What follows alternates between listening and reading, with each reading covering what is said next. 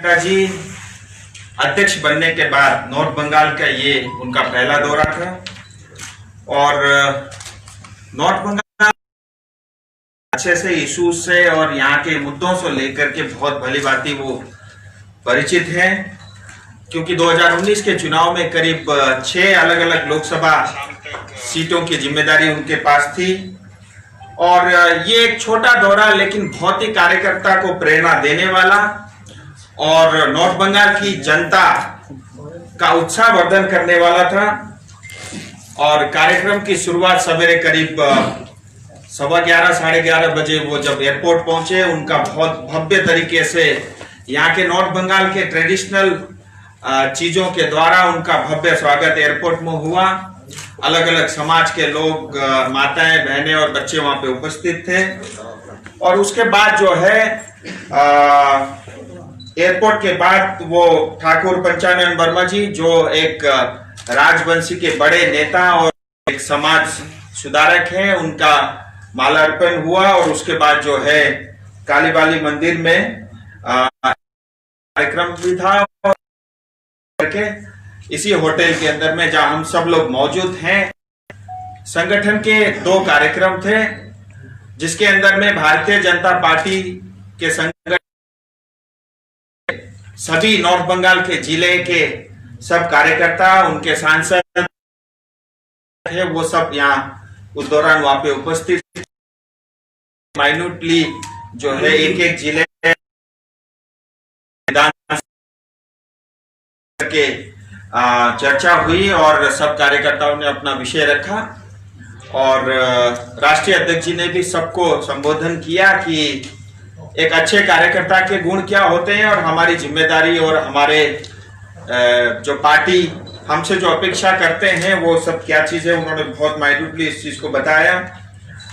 फिर उसके बाद जो है एक दूसरा जो कार्यक्रम हुआ, नॉर्थ बंगाल के सभी समाज के सभी कम्युनिटी के लोग आज उपस्थित थे और उन सब के जो भी मांगे थे या जो उनके सुझाव थे या जो कुछ भी एक राष्ट्रीय अध्यक्ष के सामने रखना था या दुनिया की सबसे बड़ी पॉलिटिकल पार्टी के अध्यक्ष जब आपके क्षेत्र में आए तो उनसे जो अपेक्षाएं थी वो सब समाज के लोगों ने उनके सामने बहुत खुल करके रखी और ये एक बहुत ही अद्भुत किस्म का और बहुत ही अच्छा और बहुत सारे समाज को जो है प्रेरणा देने वाला कार्यक्रम था। ये कार्यक्रम भी बहुत अच्छे से सफलतापूर्वक हुआ।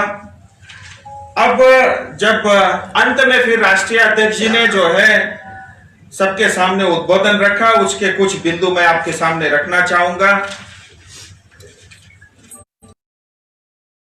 एक अध्यक्ष जी ने शुरुआत अपने भाषण की कुछ इस प्रकार से की कि हमारी सरकार और हमारे प्रधानमंत्री जी और हम सब लोग यही चाहते हैं, सबका साथ, सबका विकास और सबका विश्वास।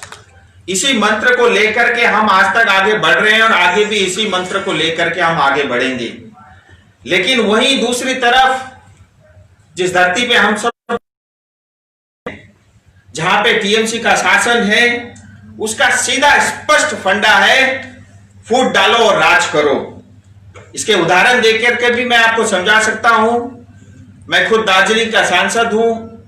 दार्जिलिंग पहाड़ के अंदर में गोरखा के अलग अलग समाज कम्युनिटी के लोग रहते हैं। उनके 16 अलग अलग डिफरेंट बना करके उनको बांटने की साजिश हुई। इस तरह के काम जो है पश्चिम बंगाल में लगातार हो रहे हैं।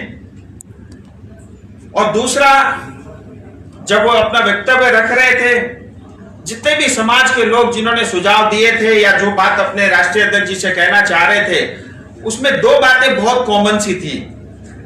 एक ये था एम्प्लॉयमेंट को लेकर के और दूसरा था एम्पावरमेंट को लेकर के। उन्होंने समाज के सभी आए हुए वर्ग के सामने ये विषय रखा कि मोदी जी ने जब से प्रधानमंत्री बने डे 1 से एम्पावरमेंट के लिए उन्होंने काम किया है। चाहे वो जनधन अकाउंट के माध्यम से 40 करोड़ से ज्यादा खाते खुलने का कार्यक्रम हो, चाहे उज्ज्वला योजना हो जो हमारी गरीब माताओं को शक्ति प्रदान करता है, या पीएम आवास योजना हो, ये गरीब कल्याण योजना गरीबों के गांव और देहात में रहने वाले समाजों के लोगों के काम आता है। प्रधानमंत्री ग्राम सड़क योजना, किसान सम्मान निधि, दुख की बातें, 76 लाख से ज्यादा किसान इस योजना से पश्चिम बंगाल में वंचित। अपने संबोधन में इसका भी जिक्र किया। इसी के साथ आयुष्मान भारत योजना, जो कोई व्यक्ति अगर बीमार हो जाता है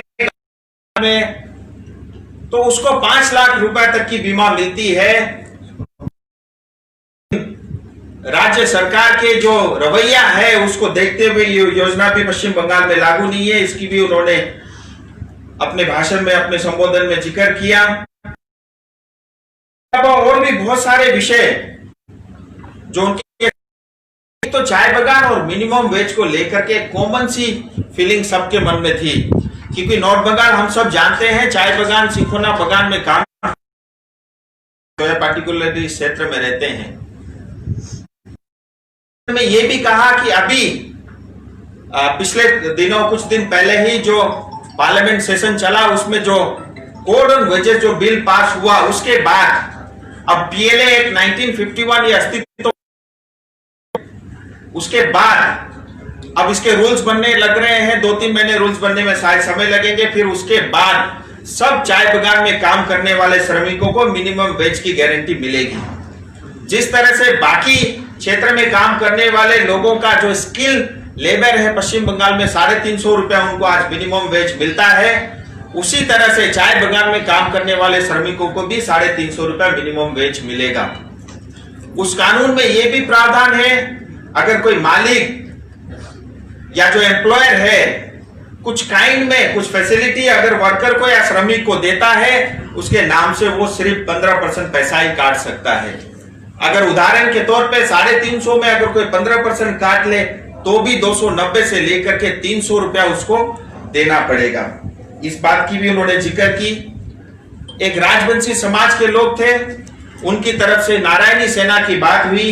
अध्यक्ष जी ने कहा कि आप सब लोग काफी समय से इसकी मांग करते रहे हैं और आपकी बात को प्रमुखता से मैं दिल्ली में भी रखूंगा, मैं भी आपके साथ हूं, ऐसी बात उन्होंने अपने उद्बोधन में किया।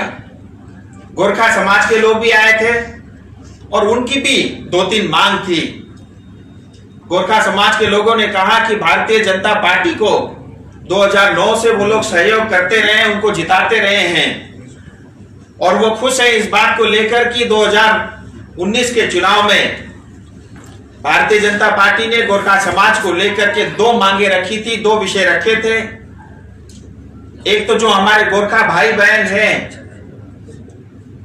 उनका 11 जाति का एक विषय है, क्योंकि गोरखा कम्युनिटी में 11 कम्युनिटी के लोग अभी भी एसटी बनने से वंचित हैं, जबकि 1941 तक वो हिल्स ट्राइब के नाते जाने जाते थे पूरे देश भर में, लेकिन उनका अधिकार वो छीन लिया, किसी को जानकारी में भी नहीं थी। इस बात को ध्यान में रखते हुए 2019 में भारतीय जनता पार्टी ने अपने संकल्प पत्र में इस बात का जिक्र किया था कि जो गोरखाओं में 11 छूटी हुई जातियां हैं वह हम। इसी तरह दार्जिलिंग हिल्स तराई डूवर्स को लेकर के स्थायी राजनीतिक समाधान की बात थी, उन्होंने ये बात रखी। अध्यक्ष जी ने कहा कि ये हमारा कमिटमेंट है और हम इसको करेंगे। इसके अलावा सिंखोना प्लांट की भी बात हुई। किसी एक साथी ने इस बात का जिक्र किया तो अध्यक्ष जी ने स्पष्ट कहा कि हिमाचल प्रदेश से मैं आता हूं और हिमाचल प्रदेश में हमने एक प्लांटेशन मेडिसिन प्लांटेशन हब बनाया। उसी के तर्ज पे जो है जो हमारे पास सिंखोना बगान की इतनी 20,000 एकड़ से ज्यादा जमीन है, उसके अंदर में सिंखोना प्लांट का हम काम करेंगे और ये भारतीय जनता पार्टी ही कर सकती है। रेलवे से जुड़े हुए बहुत सारे मुद्दे आ रहे थे, चाहे वो स्टॉपेज को लेकर के हो या कुछ ट्रेन नए बनाने की बात हो या कुछ ट्रेन जो चेंज हो रही है। मेरे ख्याल से कुछ इसके अंदर में पिछले दिनों में कई जगह ऐसा विषय आया है, तो उन्होंने बताया कि रेलवे मंत्री से स्वयं उनकी सवेरे आने से पहले बात हुई है। पूरे नॉर्थ बंगाल के सारे सांसद जो है पूजा के बाद रेलवे मंत्री जी से मिलेंगे और रेलवे से जुड़े हुए जितने विषय उनके सामने रखेंगे। इवन ये जो दार्जिलिंग का सेबोक रंगपुर सिक्किम का जो रेलवे लाइन है, आज FRA 1/2006 पूरे देश भर में लागू है। पश्चिम बंगाल में भी दार्जिलिंग और कालिम्पोंग जिला छोड़कर के सब जगह लागू है। लेकिन आज ये FRA एक्ट 2006 कालिम्पोंग दार्जिलिंग में लागू नहीं होने के कारण वहां के लोग जो इस रेल परियोजना में आते हैं उससे वंचित है। तो ये सब विषय हम उनके सामने रखेंगे। फिर अंत में भी उन्होंने यही बात कही, टीएमसी जो है समाज को तोड़ने का काम करती है, भारतीय जनता पार्टी समाज को जोड़ने का काम करती है। टीएमसी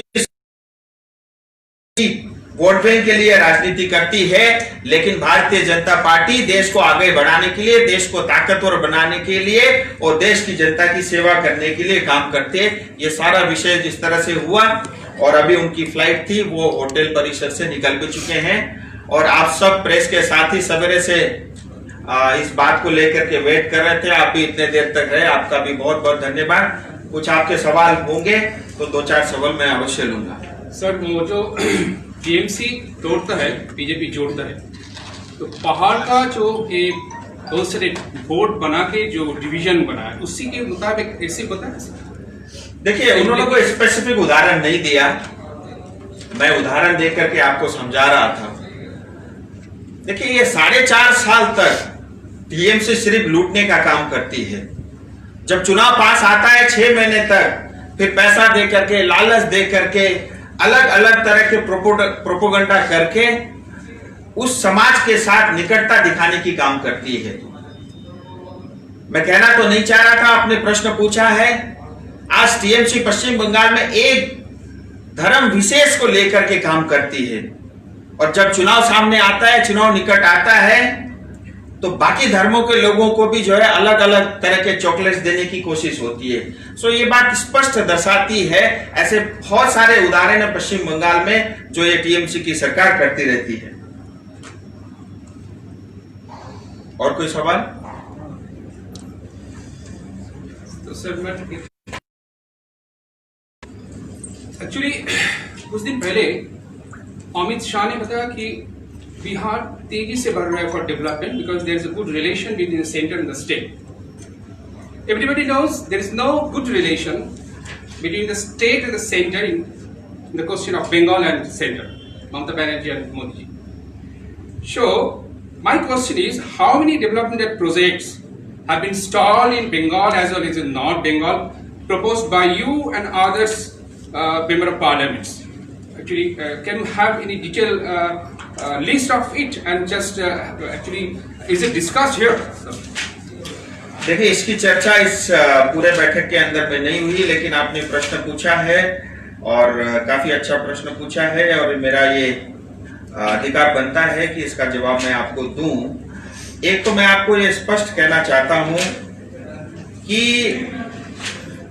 पश्चिम बंगाल में जो टीएमसी की सरकार है, ये जन विरोधी है, ये एंटी पीपल्स पॉलिटिकल पार्टी है।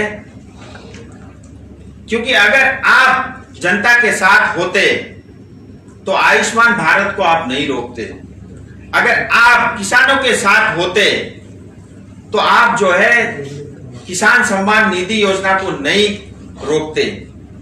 ऐसी जितने भी योजनाएं जहां केंद्र सरकार डायरेक्ट डीएफटी के थ्रू उस उपभोक्ता तक सीधा पैसा पहुंचाने का काम करता है, उस योजना को टीएमसी सरकार विरोध करती है। तो इससे ये बात स्पष्ट है, ये प्रमाणित है कि आज टीएमसी पार्टी केंद्र सरकार के जो अलग अलग योजनाओं से जो पैसे आते हैं, उस पैसे से टीएमसी पार्टी अपनी पॉलिटिकल एक्टिविटीज करती है। आपको मैं एक उदाहरण देके बताना चाहूंगा, ये मनरेगा और पीएमजीएसवाई, ये जो प्रधानमंत्री ग्राम सड़क योजना, इसके अंदर में इतनी बड़ी धांधली होती है पश्चिम बंगाल के अंदर में। जेसीबी ला करके रोड की, पहाड़ की खुदाई होती है और लोगों के नाम दिखा करके जो है बहुत सारा पैसा उसके माध्यम से लूटा जाता है, और वो सारा पैसा जो है पॉलिटिकल पार्टी के नेताओं के जेब में जाता है, उनके कॉन्ट्रैक्टर के जेब में जाता है। सो मैं सीधा स्पष्ट ये कहना चाहूंगा कि ये जन विरोधी पार्टी है, ये लोक विरोधी पार्टी है, किसान विरोधी पार्टी है, ये जो हमारे पश्चिम बंगाल की गरीब जनता है उसके विरोध करने वाली ये पार्टी है। लेकिन आप देखिए, प्रधानमंत्री मोदी जी जब से वो प्रधानमंत्री बने, गांव के लिए, गरीब के लिए, किसान के लिए, श्रमिक के लिए दिन और रात मिलाकर के 18 से 19 घंटे तक रोज काम करते हैं। किसी तरह गरीब को आगे बढ़ा सके, किसी तरह हम किसान को आगे बढ़ा सकते हैं, ये स्पष्ट दिखता है, उनकी योजनाओं में दिखता है, उनके भाषणों में दिखता है। और मुझे लगता नहीं कि उनकी बात को कोई गलत प्रूफ करे ऐसा कोई व्यक्ति भी हमारे सामने होगा, क्योंकि वो अंदर से बोलते हैं, दिल से बोलते हैं। जिस तरह से वो काम करते हैं उस तरह से रखते भी है जनता के सामने। और पूरा हिंदुस्तान, आज तो पूरा बंगाल भी जो है बीजेपी में हो चुका है, पूरा हिंदुस्तान मोदी जी पे ट्रस्ट करता है। और टीएमसी दूसरी तरफ जनता को सिर्फ लूटने का काम करती है। देखिए 34-35 साल तक सीपीएम ने राज किया और जो है पश्चिम बंगाल की स्थिति काफी खराब हुई, लेकिन पिछले 10 साल में बहुत तेजी से जो है पश्चिम बंगाल को खराब करने का काम जो है टीएमसी की सरकार ने किया। और यहाँ का प्रशासन, यहाँ का पुलिस आज वो टीएमसी का कैडर बन के काम करता है। वो एक ऐसा लगता है पुलिस ना होकर के एक पॉलिटिकल पार्टी का नेता और कार्यकर्ता है। और सबसे ज्यादा टेररिस्ट फैलाने का काम, सबसे ज्यादा टेरर फैलाने का काम पश्चिम बंगाल की पुलिस और यहाँ की प्रशासन करती है। कुछ और ऐड कर मुझे बोलना है तो आप बोलिएगा। एक्चुअली वो डाइवर्सिफिकेशन ऑफ फंड का बारे में बहुत सारी चर्चा चल रहा है कि सेंट्रल गवर्नमेंट का फंड आता है तो दूसरी जगह डाइवर्ट करके दूसरा प्रोजेक्ट में काम करते हैं, उसका अपना नाम हो। तो actually any plan to launch a star against the Trinamool Congress before assembly election which is just 6 months just. देखिए दादा, मैं आपको ये कहूंगा कि आज जो 2021 की चुनाव की स्ट्रेटेजी आपके सामने आज तो मैं शेयर नहीं करूंगा, चुनाव में बहुत टाइम है और अभी इस तरह के लेकर के बहुत बैठकें भी हुई नहीं। जैसे समय आएगा मैं बताऊंगा। लेकिन आपने एक बात अपने प्रश्न में पूछा था, मैं कुछ ढूंढ रहा था कि आपने अपने क्षेत्र के लिए क्या किया। देखिए मैं हमेशा बता रहा हूं कि पिछले 1.5 साल से मैं सांसद हूं। लेबर बिल पास करने में मैं खुद लेबर कमेटी का मेंबर था, 1.5 साल तक मैं लगा रहा। कोरोना संकट के समय में हर हफ्ते मीटिंग होती थी, फिर भी मैं उसको अटेंड करता था। मिनिमम वेज की मैंने बात की, ईएसआई अस्पताल की सुविधा इसमें मिलेगी। ये पूरा हिमालय का क्षेत्र, ये पहले जो भारत सरकार ने जो हिमालय कंसोर्टियम बनाया था उसका हिस्सा नहीं था पश्चिम बंगाल। अब जो है नीति आयोग ने इसको भी इंक्लूड किया है। और दार्जिलिंग के अंदर में, कालिम्पोंग के अंदर में, पूरे पश्चिम बंगाल में सबसे ज्यादा रोड्स और हाईवे के काम जो है हमारे क्षेत्र में हो रहे हैं। कालिम्पोंग जाने के लिए 2 अल्टरनेटिव हाईवे बन रहे हैं, दार्जिलिंग जाने के लिए एक अल्टरनेटिव हाईवे बन रहा है, कोरोनेशन ब्रिज का अप्रूवल मिल चुका है। और भी जो है सिलीगुड़ी के अंदर में जो ट्रैफिक को डीकंजेशन करने के लिए जो योजना है उसके ऊपर में काम चल रहा है। करसंग के अंदर में रेल म्यूजियम बन रहा है। ऑल इंडिया रेडियो करसंग को डिजिटलाइज कर रहे हैं। नेशनल हाईवे 10 हम सब जानते हैं, हर बार बारिश के बाद जो है वहां पे बहुत एक्सीडेंट होते हैं, उसको ऑल वेदर रोड जो है भारत सरकार बना रही है। पीएमजीएसवाई में बहुत सारे रोड अप्रूव हुए हैं। एमपी लेट फंड में 2.5 करोड़ रुपए आया था अकाउंट में, वो सारा वो प्रोजेक्ट अप्रूव हो चुका है। लेकिन फिर भी मैं यहाँ पे कहना चाहूंगा, प्रोजेक्ट अप्रूव होने के बाद भी आज तक डीएम ने पैसा रिलीज नहीं किया। क्यों नहीं किया ये वही जानते हैं। मैं चाहूंगा आप जब भी डीएम से मिले ये प्रश्न जरूर करें। पीएम रिलीफ फंड के माध्यम से करीब 90 से 100 लोगों का जो है इलाज करने में अभी तक सहायता मिली है। और विष्णु चटर्जी जी हम सब जानते हैं, नॉर्थ बंगाल में कोविड के एक वॉरियर थे जिनकी डेथ हो गई थी। लोगों की सेवा करके 50 लाख रुपए भारत सरकार की तरफ से उनको मिला। और कोरोना के समय में पीपी किट हो, मास्क हो या और भी जो भी वेलफेयर के काम हो सकते हैं, ये सब काम देने का जो है काम किया है। और बस यही है कि आज के इस दौरे से जो है कार्यकर्ता और आम जनता तक दिल को छूने में हमारे राष्ट्रीय अध्यक्ष जी जो है सफल हुए हैं। और पिछले 9-9.5 साल से एक घटिया किस्म की सरकार जो है पश्चिम बंगाल में चल रही है, न जिसका कोई सिर है, न पैर है, न कोई विजन है और न ही कोई सोच है। और इस तरह की सरकार के कारण पश्चिम बंगाल का बहुत नुकसान हुआ है। देखिए आज पश्चिम बंगाल में किसी चीज की कोई कमी नहीं है। आज देखिए गुजरात के अंदर में एक रेगिस्तान था, दूसरी तरफ पाकिस्तान था, लेकिन उसके बावजूद भी इतनी तेजी से जो है गुजरात ने विकास किया है, पूरे हिंदुस्तान में नंबर 1 स्टेट बना है। हमारे पास कोस्ट लाइन है, हमारे पास सबसे ज्यादा बारिश होती है, हमारे पास सबसे ज्यादा नोबेल पुरस्कार पाने वाले लोग हैं पश्चिम बंगाल के अंदर में। और हमारे पास क्योंकि बारिश सबसे अधिक होती है तो हमारे पास खेती के भी, एग्रीकल्चर के भी सबसे ज्यादा जो है यहाँ पे होने के चांसेस है। हमारे पास पहाड़ है, हमारे पास टूरिज्म, कुच बिहार, डुवर्स, जलपाईगुड़ी, दार्जिलिंग, कालिम्पोंग, ये सब क्षेत्र है। हम हेल्थ टूरिज्म को बढ़ा सकते हैं, प्रमोट कर सकते हैं, रूरल टूरिज्म को हम बढ़ा सकते हैं। लेकिन इतना अपार संभावना होते हुए भी हम उसको इनकेश करने में नाकाम रहे हैं। और पश्चिम बंगाल में पिछले 45 साल में जो भी सरकार रही, इसने सिर्फ पश्चिम बंगाल को लूटने का काम, पश्चिम बंगाल की जनता को लूटने का काम किया है। एक समय अंग्रेज हिंदुस्तान को लूटते रहते थे और आज 45 साल से पश्चिम बंगाल में टीएमसी और सीपीएम की सरकार ने हमारी जनता को लूटने का काम किया है। बहुत बहुत नमस्कार, धन्यवाद।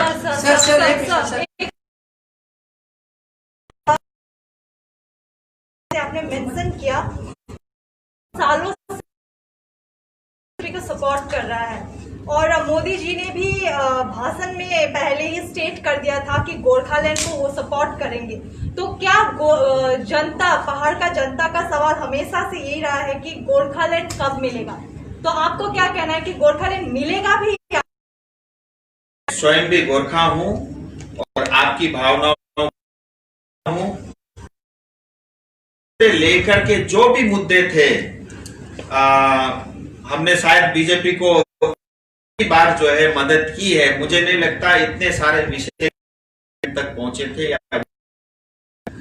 और लगातार जो है बीजेपी के राष्ट्रीय अध्यक्ष हो, क्योंकि आज भी उन्होंने इसी बात का जिक्र किया, चाहे प्रधानमंत्री हो, हमेशा कहा या ट्रिपल तलाक का विषय था, लेबर रिफॉर्म से लेकर के जो विषय थे, ये सब विषय को करने में जो है भारतीय जनता पार्टी सक्षम रही है।